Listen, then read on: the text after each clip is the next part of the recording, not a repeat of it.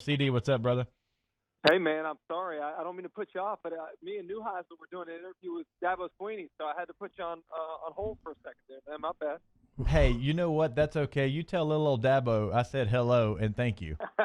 That's what you can tell little old Hey, Dabo. he was extremely complimentary about the LSU team, the game they played. He said they were the better team. I mean, he goes, I've had regrets in games that I played in the past against Alabama in the national championship, but no regrets after that game because he knew they gave it their best and they played a better team. And I thought it was very contrite and humble and complimentary of LSU for sure. Yeah, no, he did a great job after the game saying the same stuff as well. All right, so you're there at Senior Bowl practice, and we talked last segment about physical Senior Bowl practices and how much you kind of change from a normal practice. That 9 on 7 is absolutely get after it. Even routes versus like linebackers, those linebackers trying to take you to the ground. Have you seen some of that today?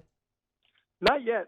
They're just getting going. The South practice is probably about 30 to 45 minutes in right now. Did some special teams, did some individual. The offense is working together right now on air, and they're about to start to get into some of the more competitive segments. But it's such a weird acclimation, and Hess, you remember this as a player. You know, you're used to playing with your teammate, used to playing with guys you know, and you built a relationship. Now you come out here to the Senior Bowl, and it's almost like you're an individual. And while you do know some guys that are on the roster that you either played with or played against, you're representing yourself. And there's a lot of pressure on the line. I mean, I'm looking around here, ton of college coaches. There's a bunch of NFL coaches and general managers. I just remember that first Senior Bowl practice thinking about, wow, man, Jimmy Johnson was over here on the sideline where he was coaching in the league at that point in time. Just a really different kind of feeling and attention around practices, whereas when we're in college, it was all about game day. It was all about Saturdays. Here, you make your hay based upon what you do in practice, and every single rep is being scrutinized and is under a microscope. CD, you've got some quarterbacks there with some clout, and you've got Herbert there. You've got Jalen Hurts there. Jordan Love, a name that we've heard for a very long time. This is a really good group of quarterbacks, and outside of Joe Burrow, you've got some of the top guys there. Of course, Tua Tagovailoa doesn't count, not a senior, but you've got some really good quarterbacks that are going to be first-round picks, and that always makes the buzz in Mobile go up a little bit. Yeah, it's all about quarterbacks, right? I mean, those guys get the majority, the credit when things go well and the blame when things go poorly, and the attention is squarely on those guys. Justin Herbert, I mean, you don't realize how big and physical that guy looks. He looks the part of an NFL quarterback. Jalen Hurts making his return to the state of Alabama. A lot of buzz around, what he did here as a collegiate player at the University of Alabama. So people excited to see him, and then Jordan Love. Jordan Love's a guy that you guys saw. Had a chance to play against LSU this year, but I think he was a little bit of a disappointment given where we had the bar for him heading into the season versus the way that the statistics played out this year. So I think he has a lot to prove. I'm actually excited about seeing Shea Patterson too. He's playing Yeah. for the North team, not out here right now, but a guy that started in our conference and obviously is a Louisiana kid coming back down to the South. Hey, by the way, it doesn't feel like the South here. I'm freezing my butt off on the sidelines, and feels like we're more like in Michigan than we are in Yeah. Alabama. Hey, the Senior Bowl always throws you for a loop. I can remember USC being on the North squad. This year, you got Justin Herbert from Oregon on the South squad. You just never quite know what's going on there at the Senior Bowl. All right, let's talk about some LSU guys. We talked about Stephon Sullivan. He's a guy that he didn't play a lot at LSU his senior season. He was a guy that was kind of a slash receiver, tight end, but then Thaddeus Moss emerges as the tight end, so he doesn't get as many reps. But he is a very intriguing prospect. He's got a lot to prove down there in Mobile this week.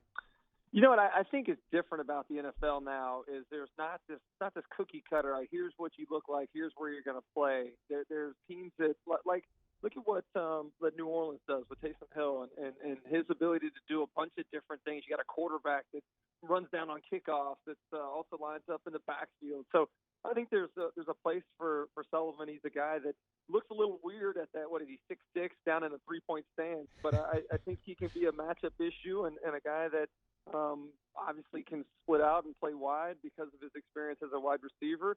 Learning still to be a end-of-line blocker, but I think there's a role for him in the NFL, certainly with how creative these offenses are these days. You mentioned Taysom Hill, and I want to throw this comp out there because, as you know, CD, we've talked about this so many times on the morning show. Every time there is somebody unique in the NFL, like a Taysom Hill, everybody says, oh, he can be the next Taysom Hill. Well, we're already hearing Jalen Hurts could be that role. He could be a guy that lines up in multiple spots and plays that role. I think that's very difficult to do. Taysom Hill can be a receiver, running back, quarterback. Can you see that? And will we see Jalen Hurts maybe do some different things there in the Senior Bowl? Yeah, I'm not sure if he's even open to that. I mean, think Right. about it. Tim Tebow would have been the ultimate Taysom Hill guy, right? Taysom Hill and Tim Tebow actually remind you of one another a little bit. I really believe, and it's like this for everybody. The saying, and you may remember, coming out of the draft, it only takes one team, right? It only takes one team to like you. And for Jalen Hurts, I think there's such a wide variety of viewpoints on his ability to play at the next level. I know some teams feel really good. I saw one ranking actually had him as the third best quarterback, coming out of the draft, which is a little bit high in my opinion. But I think there's teams that would love to try to utilize him as an athlete in a number of different ways. But he kind of strikes me as a guy that's much like Tebow, that's set on playing the quarterback position. I haven't heard that, but I am interested to see if they decide to try to get some reps at other spots this week as practices wear on. Catching up with Chris Doering of the SEC Network and SiriusXM Radio here on Hanging with Hester. CD, is there any one guy that you're looking forward to watching more than any other?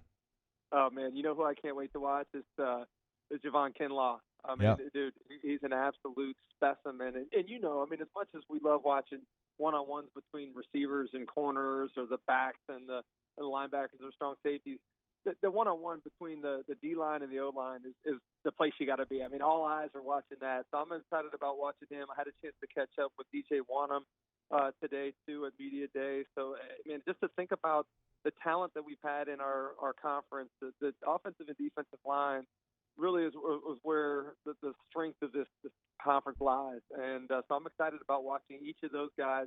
Montez Sweat was a guy that was here last year that really made an impression with the way that he was able to get off the ball, his short line speed, his bendability.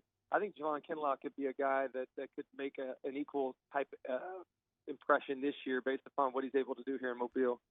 Doring, this is the longest conversation we've had without saying the words, wide receiver. I mean, at Media Day, you just find a way.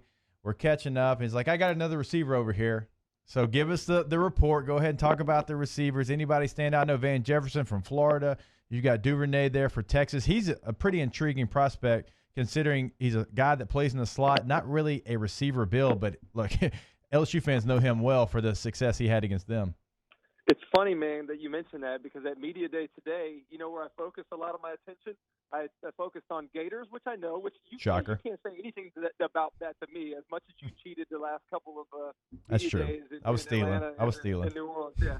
Go to your guys. So I did that. I got with Van Jefferson. I got with Jabari Zuniga, but got with quite a few wide receivers as well. And one of the guys that really stood out to me that I thought was an intriguing prospect here. Remember, Terry McLaurin last year from Ohio State was a guy that came out and really helped his draft status as he moved up into, I think, the top 75 picks last year. There's another Ohio State receiver, KJ Hill, not the biggest guy, but he's been really productive at during his time in Columbus. How about this? This guy played receiver for Cardale Jones, J.T. Barrett, Dwayne Haskins, and Justin Fields. That's a pretty good quartet of quarterbacks to have caught footballs from. So I think he's no stranger to coming out here and catching balls from a bunch of different quarterbacks during the Senior Bowl practices. All right, he is Chris Doering, CD. We always appreciate your time, my man. Enjoy Mobile, and maybe one day you can sit at home in Gainesville for a full week before you have to pack another suitcase. I'm looking forward to doing that, brother. I mean, we'll get a little bit of a break before we head to Vegas for the NFL draft in a couple months. Oh, by the way, have you seen that stage in Vegas? No, I heard they're doing it at the Bellagio. Oh, it's like in the fountain, not like by the fountain. It's like in the fountain. They're putting the stage there, basically in the fountains. How about this?